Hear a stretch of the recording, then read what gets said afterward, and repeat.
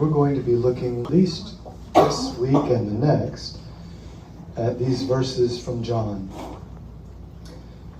Jesus is speaking and he says, I am the true vine, and my Father is the vine dresser. Every branch in me that does not bear fruit, he takes away. And every branch that bears fruit, he prunes, that it may bear more fruit. You are already clean through the word which I have spoken to you. Abide in me, and I in you. As the branch cannot bear fruit of itself unless it abides in the vine, neither can you unless you abide in me. I am the vine, you are the branches. He who abides in me and I in him bears much fruit, for without me you can do nothing. If anyone does not abide in me, he is cast out as a branch and is withered, and they gather them and throw them into the fire, and they are burned. If you abide in me and my words abide in you, you will ask what you desire, and it shall be done for you. By this my Father is glorified, that you bear much fruit, so you will be my disciples. As the Father loved me, I also have loved you. Abide in my love. If you keep my commandments, you will abide in my love, just as I have kept my Father's commandments and abide in his love. These things I have spoken to you, that my joy may be in you, and that your joy may be full. All right, we're going to start with Jesus' words that begin this passage. I am the true vine. And we want to key in on this word true, because this word does not mean factual or correct. This word for true means to uncover what is hidden. To uncover what is hidden or concealed.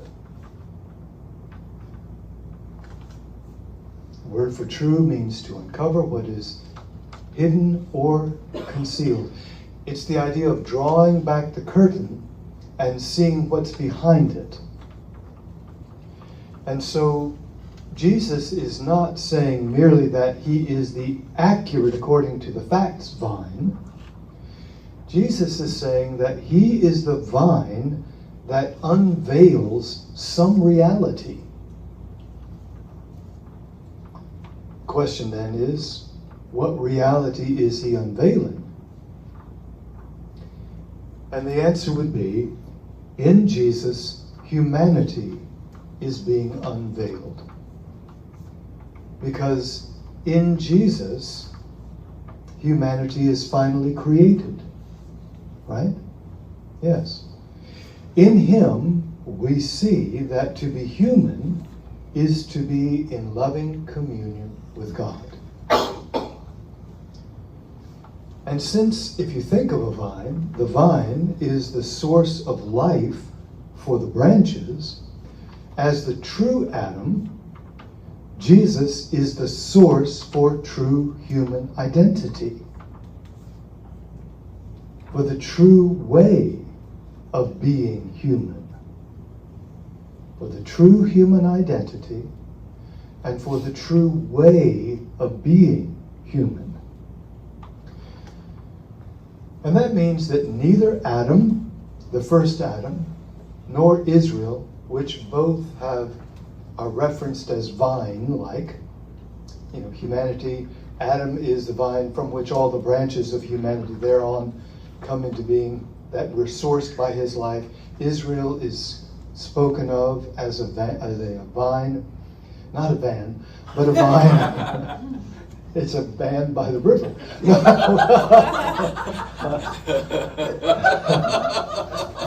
They're both spoken of as a vine, but they are not the ones that actually supply communion-formed life. They are not the ones that supply humanity that branches out and bears the love and the joy and the peace, the fruit of true humanity. Jesus is unique in that. He is the true vine. So what does it mean to say that Jesus is the true vine? Think about the meaning of vine and all the rest of that. Well, it's the source in which everything comes. I mean, all generated things in this world, as far as creation comes from Him. So without Him, there would be nothing at all. Yes, yes. And in particular, as He says, you are the branches, He's the vine of what? Life. Yeah, human life. He is the vine which the way of being truly human flows from Him. Does that make sense? So he goes down in this next one, verse 5. I am the vine, you are the branches. And then I jump back to verse 2, because it also speaks of branch.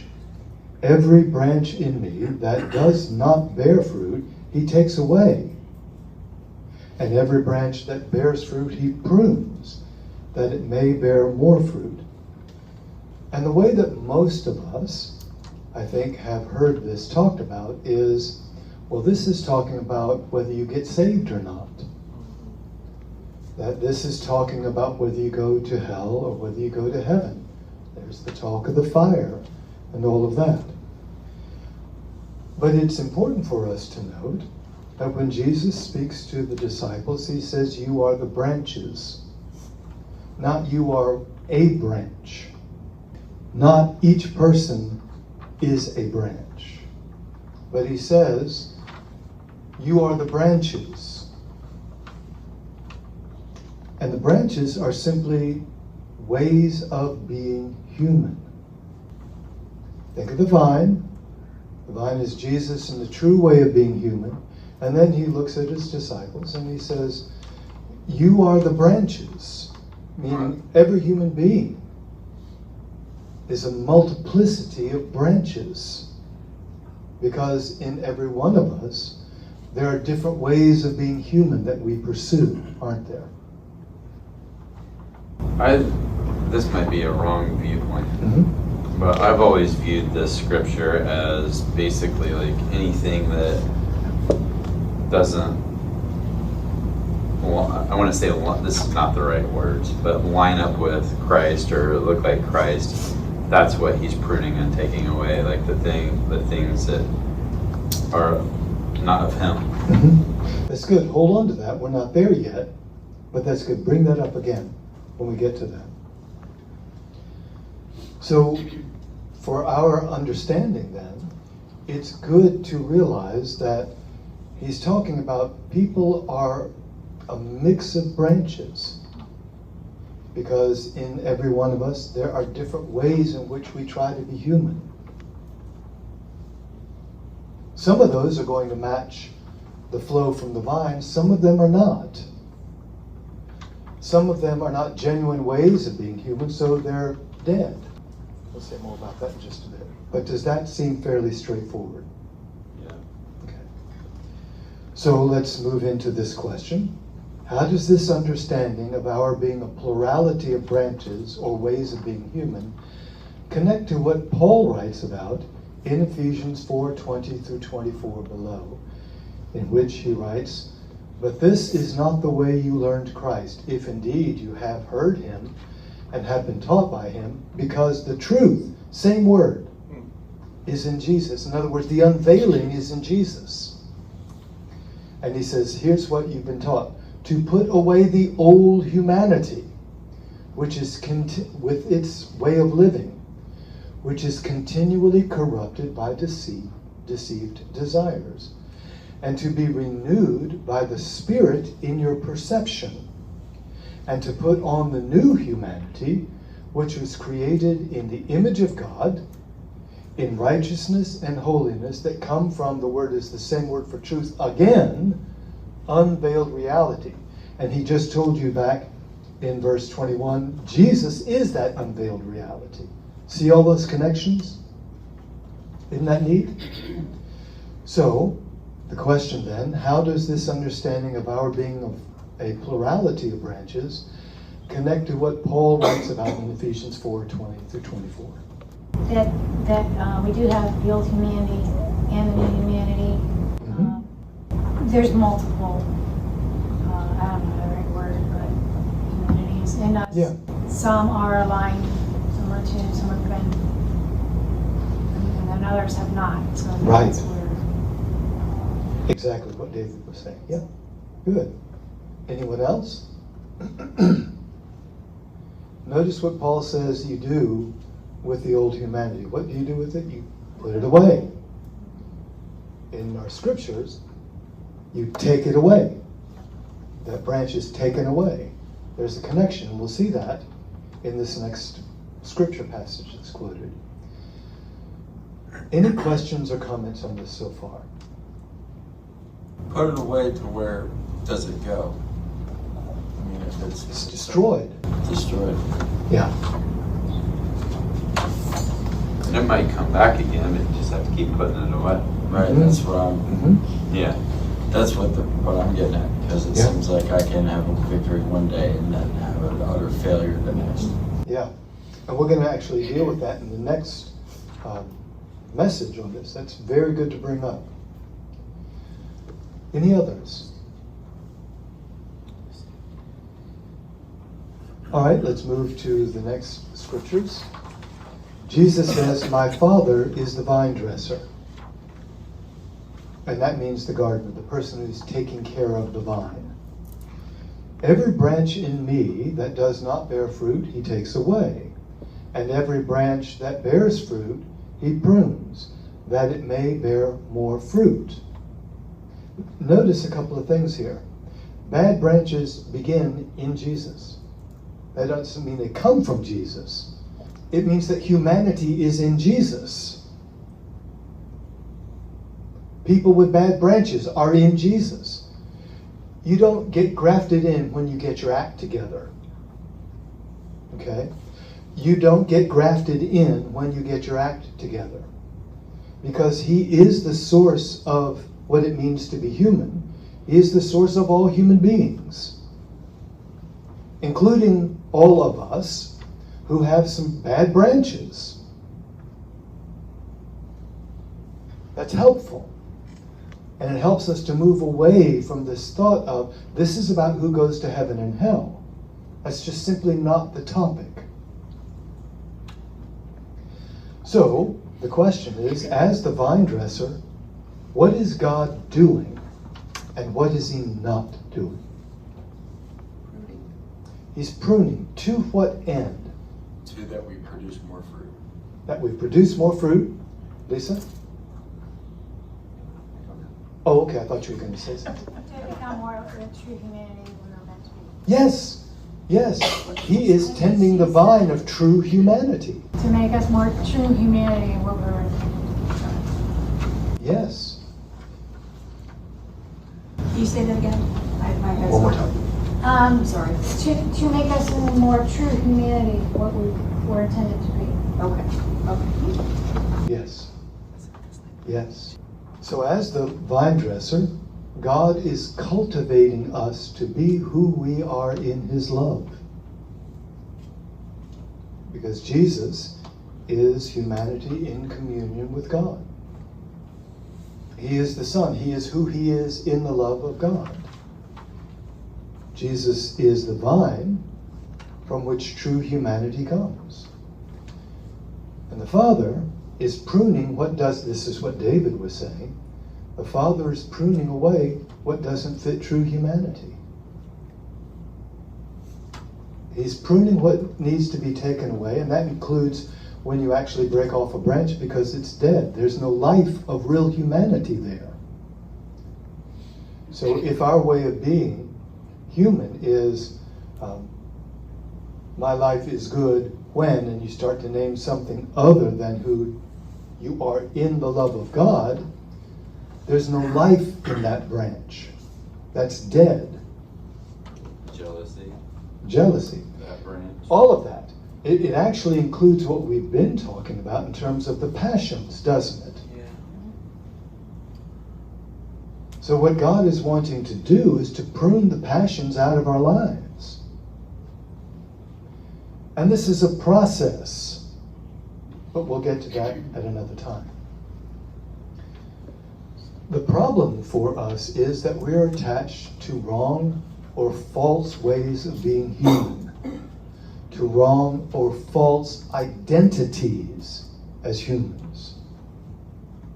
And God is removing and pruning and cutting away and breaking off ways of being that cannot bear the fruit of Jesus' communion with the Father. That's what he's up to. That's what's going on in our lives all the time. So this is not a transaction that happens when you come to the altar. This is the way of being human. The way of being human is to be pruned until everything about who you are is in accordance with who you are in the love of God. Your whole life is a pruning process. That's actually the way that Jesus lived, isn't it? Now, he didn't have ways that he embraced that were false, but he did take on our humanity which was under the power of the evil one. And every decision that was made in light of who am I in the Father. And as we've talked about before, from the Gospel of Luke, he grew in wisdom and stature and so forth, favor with God and man. You'll remember that part of the wording there speaks of a blacksmith pounding out the right shape in the fire that the metal ought to be. He's pounding out his humanity in the fire of everyday life. And that includes the suffering, to be what humanity ought to be in the love of God. And that's how he can be the true vine. And that's a vine that we are all connected to. We're connected to that vine even with the bad branches that we have. We're more like the branch system, not simply a branch. Each person is the branch system of the vine. Simply what it is to be human at our stage of development. Does all of that make sense to you? Are there any questions on that?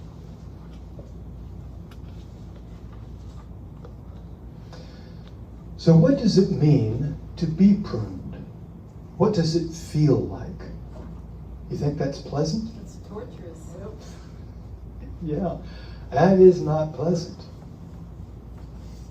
If you utter despair at times, Yes, if you didn't know what was going on, and even if you did know what was going on, it still makes you question your faith. Like, why is this burning necessary? oh, but you know why it is, Right, I know why. right? Otherwise you wouldn't recognize it as being pruned. Right. It's the reason I'm bringing that up and saying it so sharply, so boldly, is because it is that awareness that sees you through pruning. This is not God being unfair.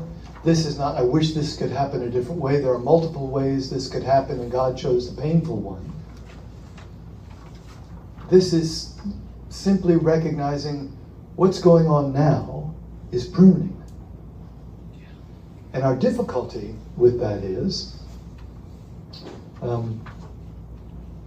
that we so often try and decide reality by how we feel. And because pruning is not pleasant, we think there's something wrong. Well, on the one hand, there is something wrong. There's a false way of being human that we are pursuing. And that needs to be pruned out of our lives. But the way in which it is pruned out of our lives is to go through it so that we are who we are in the love of God during it. That's when you're becoming truly human.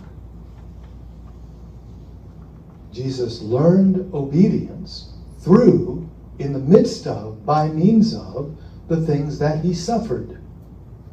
Hebrews tells us. Once again, this is not simply an answer that you get right and now you don't have to worry about the rest of your life. This is about, here is how God prunes you. You have to go into a process whereby something is painful and now you've got to live in communion with God in the midst of it. That process is the means by which pruning takes place. God is not bringing about the hardships. That's simply your life. That's living in a fallen world. That's simply the context. But as we have referenced before, you can either go through suffering as who you are in communion with God, or you can go through suffering as who you aren't, trying to find meaning in the midst of suffering by controlling it. You can go through suffering in your passions and not find any meaning in life at all, because it's the passions that are misdirecting you when you suffer. You get that, right? And so to recognize when you hear, that's the shears, that's the pruning shears right there. They're coming for you in this hard time. It will be easier for you if you just say, cut me, than if you try and protect your passions from being pruned. And this is our great problem. We try and protect our passions. We try to protect a false way of being human so that we won't have to experience difficulty. But protecting a false way of being human means that you still need to be pruned right there. And then we wonder, why do I keep coming back to this? Why do I keep coming back to this and I can't find meaning and I don't seem to be able to progress? It's because we spend so much time protecting our false ways of identity and our false ways of living as humans. Stop protecting dead branches. Stop protecting fruitless branches that aren't bearing the love, joy, peace, patience, kindness, and all the rest of life in communion with God that the Spirit offers you. Does all of that seem to make some sense? Aren't you glad this passage isn't just about if you go to heaven or not? It's really something much more practical than that. I've never even heard that before. You just haven't been in enough church circles, that's why. News to me. So, what does verse 11 say is the goal of the Father's pruning? Bear more fruit. We can bear more fruit, Because but look at verse 11. Their joy may be made full. Yes, that Jesus' joy in being in communion with God may be in us. We experience His delight. Yes. So we want a life that is so full of joy. Right? That's what we all want. Jesus has that life. That is the true humanity. It is a way of having joy even in the midst of suffering. Right? So remember in John chapter 16, Jesus tells the disciples, in the world you have tribulation, but be of good cheer. I have overcome the world. So it's possible to have joy in the midst of tribulation because Jesus has made that happen in His own humanity. For us to be full in our humanity is to enjoy the life that we have in God. Even when that life that we have in God includes suffering. That's how the joy is full. It's there all the time. You can enjoy that life no matter what circumstance you're in. If it weren't full, then you wouldn't be able to do that. It would be limited. Does that fit for you? So this is part of what, to Brian's point earlier, this is part of what sustains us in the midst of pruning. This is the way that I come to fullness of joy. And when I protect these passions, these dead branches and these fruitless branches in my life, this is actually keeping me from the joy I really long for. Because if I follow these passions, it never, ever leads to joy. Never. It always leads me to what lacks real life. To an identity that is so fragile, anything can disrupt it. I need safe spaces for who I am. Because my identity isn't rooted enough, grounded enough, to be able to withstand the storms of life. And yet, that's exactly what God wants you to be, that rooted, that grounded, so that you have full, overflowing joy. You enjoy who you are in His love. Because that's really what joy is. Joy is the act of enjoying the good and the beautiful. One of the reasons that we lack joy in situations is because we don't see anything good to enjoy. We need to be pruned. Any closing comments or questions? I guess it's helpful to remember that when it's happening, because you don't think about that during the time. Right. Exactly so. And this is why we come back again and again to messages like this. Because we need to be reminded constantly of what is the reality. We need to pull back the curtain all the time. Because the world keeps drawing the curtain back again, doesn't it? Putting it back in place. We do that ourselves in our daily lives. We put the curtain back. Oh, what's that doing open? We need to have that curtain drawn away so that we see life as it really is. Because our passions are constantly dragging the curtain shut. It kind of seems like the deception that we live under, seeking passions, is like chasing an elusive good feeling. Constantly. Because you never really get there, but you desire to get there. Yes. So you chase it. And that can be difficult to break because you think you're almost there. Yeah. That really plays with your feelings. It does.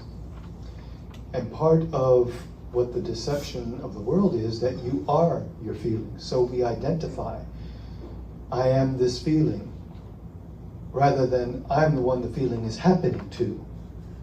There's a difference there.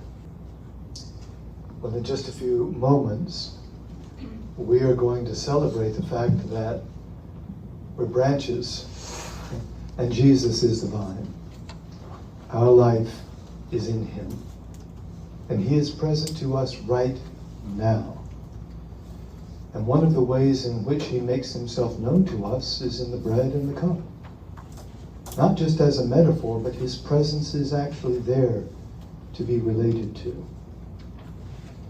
Reflect on that for just a bit, and then come and take from the bread and the cup.